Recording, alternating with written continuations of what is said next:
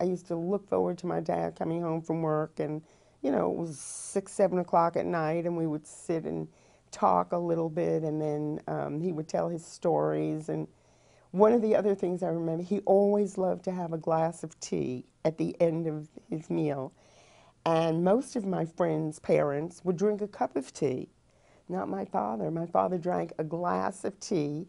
He would put a cube of sugar in his mouth and then drink the tea. And I guess it was an old Russian custom or something, but it was a little strange for me. And the other strange thing that he did, he put salt on his watermelon.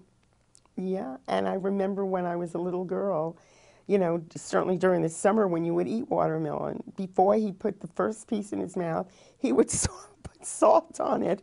And these were very, you know, sort of extraneous things for me. I never saw that before.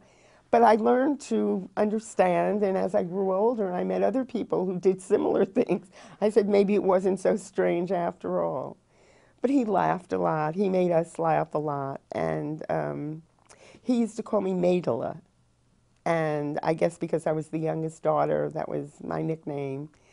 But it was a very tender time for me. I had very, very happy memories of him.